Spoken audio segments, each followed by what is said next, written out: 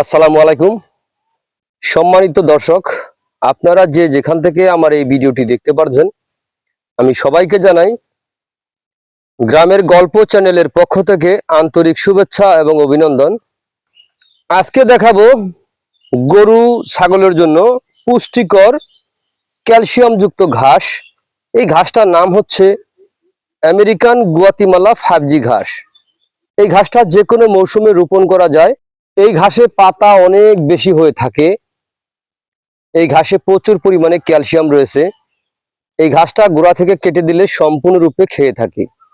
তো আপনারা যদি গরু অথবা ছাগলের খামার করতে চান অথবা দু একটি গরু ছাগল পালন করতে চান, তাহলে অন্তত পক্ষে 2 থেকে 3 মাস আগে ঘাসের যোগানটা শতভাগ নিশ্চিত করবেন।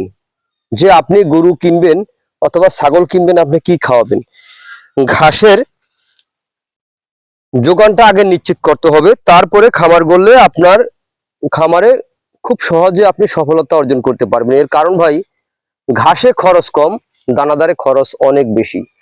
কম খরচে যদি আপনি গরু ছাগল পালন করতে চান, তাহলে অবশ্যই এই আমেরিকান গুয়াতিমালা 5G ঘাসের মোতাসহ চারা অথবা কাটিং রোপণ করবেন, তাহলে কম সময়ে অধিক ফলন পাওয়া যাবে। দেখা যায় এই ঘাসের কাটিং এর ক্ষেত্রে কিছু কাটিং মিস হয়, আর চারার ক্ষেত্রে প্রত্যেকটা চারাই আপনার হয়ে থাকে।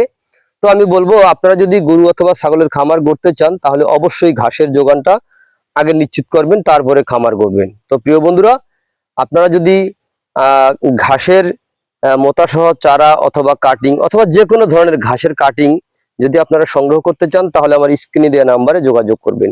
তো প্রিয় বন্ধুরা, সকলে ভালো থাকবেন, সুস্থ থাকবেন। আল্লাহ হাফেজ।